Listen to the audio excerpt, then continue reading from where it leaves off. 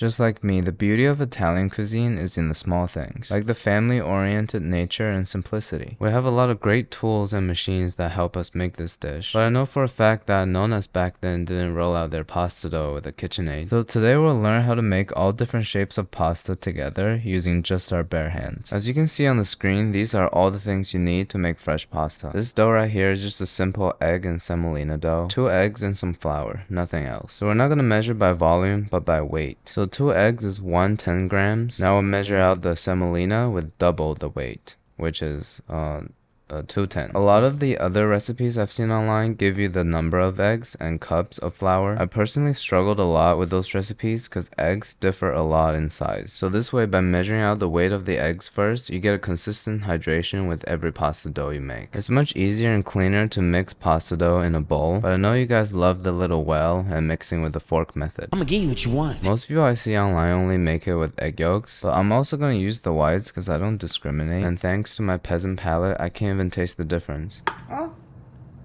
Even though the volcano's kinda erupting, we'll continuously whisk with the ligma fork and slowly incorporate the flour into the eggs. Once it's no longer a liquid, you can start kneading it with your hands. It's gonna be a little sticky at first, but it'll all come together. I just kneaded it for about 3 minutes. I don't think it matters that much to have it as a smooth dough right now. Once it's kinda shaggy like this, we'll cover it with plastic wrap and let it rest for an hour. There's no yeast in there, but we still need to hydrate it fully and let the gluten stretch. The dough is pliable. When you poke it with your finger, it's soft, but it bounces back a little bit. First recipe is a classic fettuccine. We're only going to use a quarter of it. Seems like our dough is really dry, but we're just going to roll with it. And in terms of rolling it out, just do whatever you want. It's not rocket science. Especially a dish like pasta, it should be really down to earth. Once the sheet is thin enough so you can sort of see through the color underneath, we'll dust it with a lot of flour and roll it up. Now cut it into your desired length. I like it pretty thick. I guess that make them tagliatelle. Unfold them. Since our dough is pretty dry to begin with, they're not going to stick together. To a pot of boiling water, we'll season it generously with some salt and drop in our tagliatelle when it's at a rolling boil. Give it a stir so it doesn't stick to the bottom. Fresh pasta cook really quickly, maybe like 3 minutes or so keep an eye on it. While it's cooking, we'll get started with the sauce. This is 1 tablespoon of butter. After it's all melted, we'll grate in some Parmigiano Reggiano, about 3 to 4 ounces. You really should do this step after you add in the noodles, but I'm impatient. Hopefully it doesn't go horribly. Now the third ingredient of the sauce is the pasta water to adjust the consistency. Mix in some truffle powder, we're pretty much done. Do you like this sound? I see people do this a lot online, but I don't think it even looks that good. We take a pair of tongs with tweezers, scoop up some noodles, and twist it inside of the ladle. Keep turning it to catch some sauce and the rest of the noodles. Once they're in a nice little pile, we'll just move it directly into a bowl plate. And obviously more cheese and fresh cracked black pepper. I don't know the name of this dish. If I knew, I wouldn't say it because I probably did it wrong. But I like how simple it is. Just 4 ingredients: eggs, flour, cheese, and butter. You can customize it however you want to. This is kind of just like the foundation of it. Let's give it a taste and rate it 1 through 10.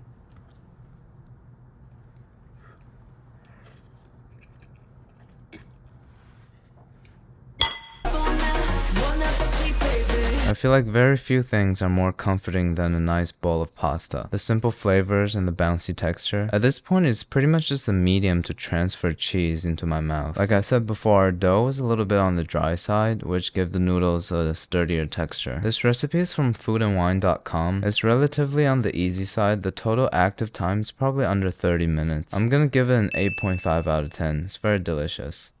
Our next recipe is called a Cappelletti. It's kind of like a tortellini, but made with a round sheet rather than a square one. As you can see here, tortellini has these corners. It kind of looks like a wonton, whereas Cappelletti is more smooth and it looks like a hat, which is what the word means. So Italian Gen Z would be like, bro, you Cappelletting. We're using the same dough, but there's going to be a filling to it. Going with the butternut squash because I'm still reminiscent of the fall. The peels kind of look like falling leaves. Now just cut it into small chunks. Be careful though, because the surface of the squash is really slippery and it's really hard. If your knife is dull like mine, it's not only going to be harder to work with, it could also lead to some serious injuries. I really should make that knife sharpening video. If you're an OG viewer, comment down below how long I've been procrastinating. Now I'll put everything into a bowl, add a clove of garlic, season it with salt, pepper, and olive oil.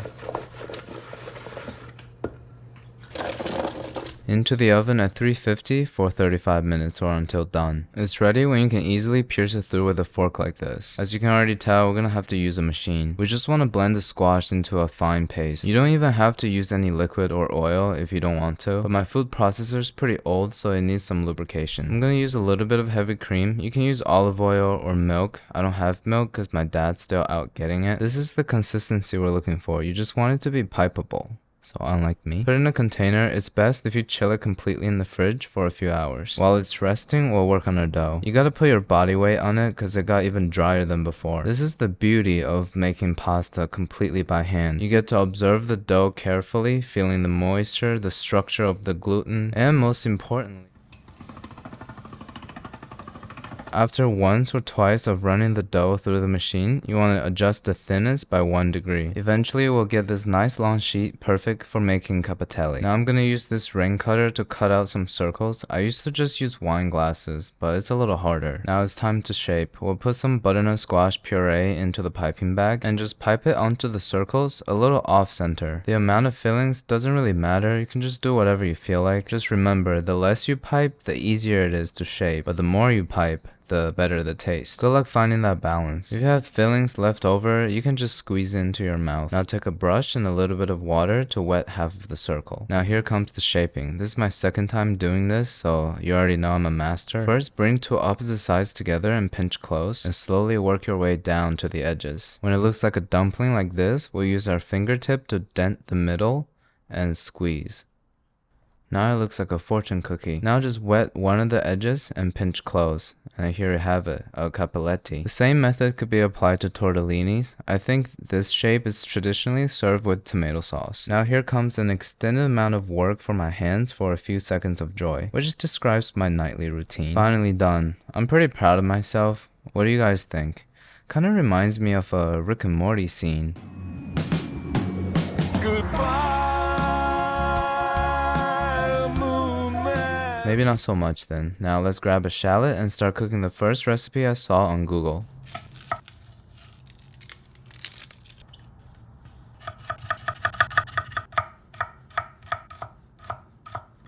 Grab a radioactive lemon and let's move on to the stove. When the water comes to a rolling boil, we'll drop in all our cappellettis. Add about a tablespoon of butter, throw in the shallots. Saute to cook it and give it some color, season with salt and pepper. Once it's translucent, we'll add half a lemon and throw in the cappellettis. Toss it around just to get it covered in this lemon butter sauce and plate them very gently in a single pile and top it off with the rest of the sauce.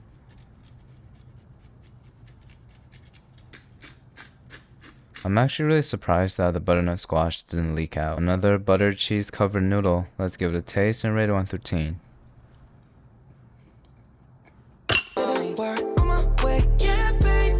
The texture of the pasta has a nice little chew to it, and there's a sweet earthiness coming through from the butternut squash. The lemon juice in the sauce cuts through the butter, so it makes it taste less fatty. I'll give it an 8.7. My only complaint is that there's not enough cheese.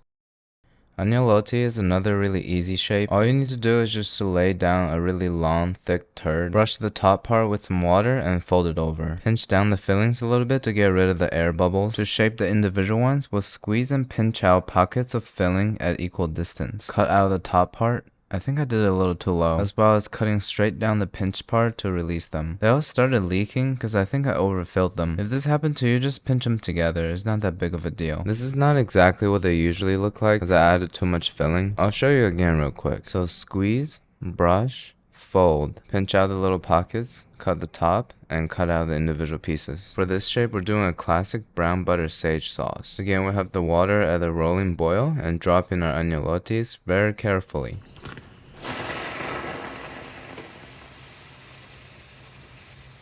Why did that just happen? Can't anything go right in my life? The stove went out completely, so I have to dry it up with a blowtorch to let it on fire again. While that's cooking, we'll drop in the butter on medium heat to brown it. Stir it occasionally to minimize the splatters. Once the color changes significantly, we'll turn off the heat and drop in the sage. Give it a few seconds to infuse and throw in our agnolotti. season with salt and pepper and toss it around. Once every single piece is covered with the butter, we can start plating. And you already know, more cheese, some toasted hazelnut. You can use any nut you want, and pepper, pepper, pepper. I didn't follow a recipe for this one. I just pulled it out of my ass. It looks a little weird. Most of our sauces today are just butter. It makes sense though, because the filled pasta are already flavorful enough. You don't want the sauce to overpower it. Now let's give it a taste and rate it 1 through 10.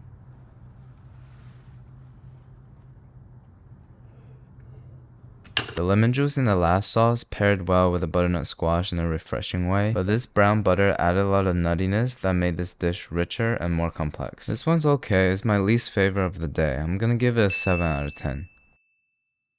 To make your dough colorful, you can use food coloring or any vegetable that has the color that you want. I'm just blending some spinach up with water, and we're going to use this liquid to replace the eggs. And it looks like the thing that my mom drinks to pretend to be healthy. Using the same 1:2 ratio as before, I'll show you how to make it in a food processor. It's much easier. 100 grams of spinach liquid, 200 grams of semolina.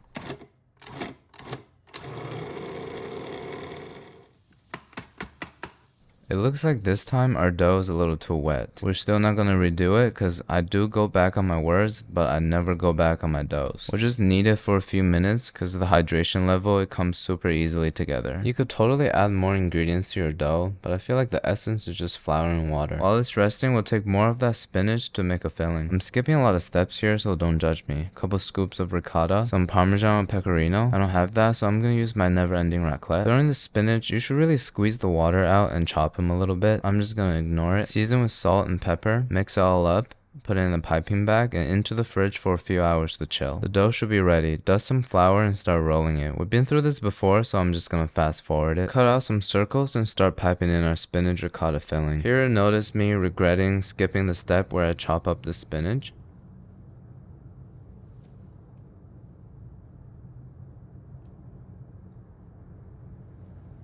Here comes the shaping part. You first want to halfway fold it over, kind of like a taco, and taking the bottom and start pinching these little corners left and right on repeat. It's okay if it's spilling out because we're going to tie it up at the end. However, this ricotta filling is making it 10 times harder to work with. I think the best one for this is a potato filling. After a bunch of pinching left and right, at the end, we'll just squeeze out the tail. You can clean up and reshape it a little bit at the end. This is what it looks like. Kind of reminds me of a dumpling or a really fat fish. I'm not sure what culurgiones are traditionally served with, but I don't really care either. These are actually looking pretty legit. Let's post it on Instagram to see what you guys think.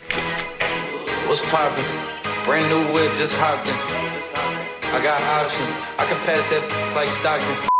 Let's make a couple other shapes. This is called a sacchetti. It looks just like a dim sum. Taking a square sheet, we'll bring all 4 corners together and pinch it close, and then work your way down to seal off the sides. Not the prettiest, but you get the idea. And then a bow tie is even easier, so you fold it halfway closed and then fold it back. A penne is just a square sheet rolled over a stick with the opposite corner attached. It was too ugly, so I'm not going to show it. So here are the 5 shapes of pasta we learned today. All of them are pretty easy. The 2-to-1 dough is pretty versatile. You can experiment with it. If you've never had fresh pasta before, it's truly life-changing. Plus, it's such a great activity to do with family and friends if you have any. Just remember that all these classic dishes are the result of the history of collective human wisdom. For hundreds of years, people were able to make such amazing food with whatever that's available to them. So don't ever get discouraged by fancy machines. As I've always said it, if your dish doesn't taste good, just put some flowers on it. Alright, thank you.